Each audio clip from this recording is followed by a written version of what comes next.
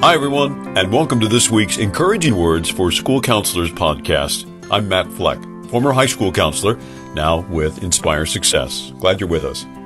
We're nearing the end of the traditional school year, and I'm so grateful for the year-end stories our listeners have sent to us. Natalie Reike of Zionsville Community Schools shared about one of her kindergarten girls who told the art teacher, who had been monitoring their lunchroom every day for the entire year, that they wanted to see his face. The little girl said it wasn't fair that he got to see their whole face every day because they had to remove their masks to eat, but they never got to see his whole face. So the teacher said, okay, and pulled his mask down the other day so the girl could see his face, to which she said, oh, disappointing.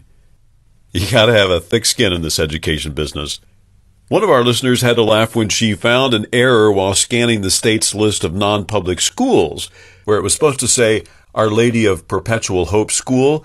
The listing instead called it Our Lady of Perpetual School, which is the feeling many of us have at this time of year. Audrey DeLucinet with Lincoln Junior High School had a more touching story. She received this note recently from one of the students with whom she does a weekly check-in. The note said, I would like to say a few of things. I am really good. I have a really good time at school. I am really glad to have you as our counselor. If anybody needed anything for depression-wise or things they have problems with, you would always be there. You are the best counselor I have ever had. Thank you for helping me with everything. Audrey said the note was a wonderful thank you after a rough year.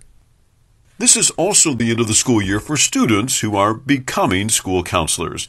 Carol Easterday is the director of college counseling at Brebeuf Jesuit Preparatory School, but also teaches a class at Butler University's Counselor Education Master's Degree program.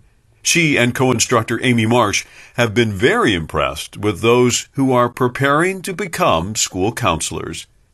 I have witnessed every kind of virtual learning, great scenario and really poor scenario from students. But what I am just blown away, because when they would show up, they were on, they were absorbing, and you could tell the momentum of wanting to serve students and put students first was what kept them. They have had babies, they have had breakups, they have had tough economic situations. They are paying lots of money for a master's degree in school counseling and needing to try to make financial ends meet and trying to keep it all together. And the thing that it just is so astounding to me is it's hard to do that in the best of times, but it's even harder when these students are doing this virtually, not for just my course, but for all of their courses.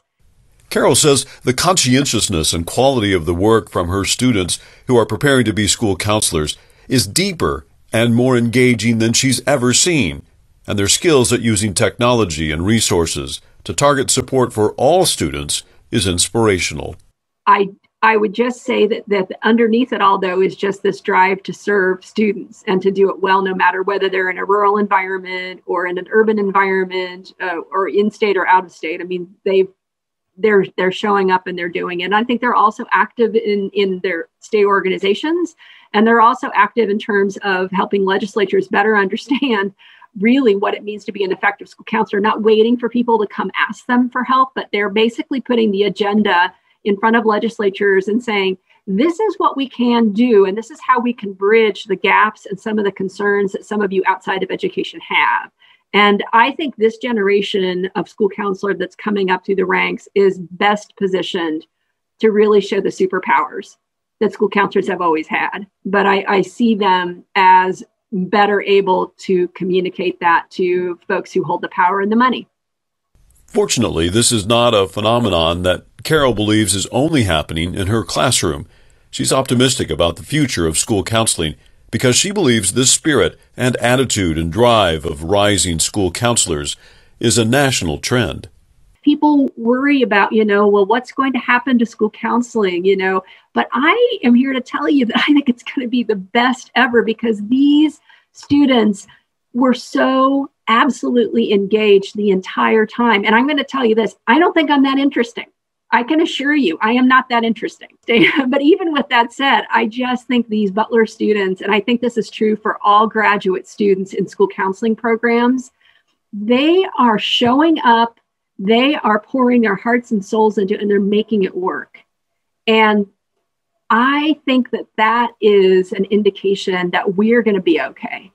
And we're going to stay above the pendulum. And what I mean by that is whether states go this way or states go that way and where funding goes, I believe these school counselors that are getting ready to come out and are going to take on these great leadership roles, they're above the pendulum. They are going to be able to think broadly and help students in profound ways because they are nimble, they are smart, they're resourceful, they network, they know how to use technology like there's no tomorrow, and it's not poser. It's totally genuine.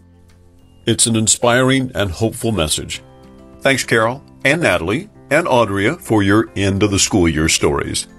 As we look ahead to summer break and the next school year, let me share with you one of our needs, and that is podcast sponsors. Sponsors who can help cover the cost of keeping the Encouraging Words for School Counselors podcast alive and operating next year. If you have ideas for sponsors, just drop me a line at matt@inspiresuccess.org and I'll reach out to them. And if you enjoy the podcast, we'd love if you take a moment to share with us a comment or two so we can convince potential sponsors that this is meaningful, worthwhile, and something that you want. We've put a simple form for your feedback on our website. You can find it at inspiresuccess.org/podcast. Thank you for doing that, and thanks for listening. Have an inspiring, phenomenal week.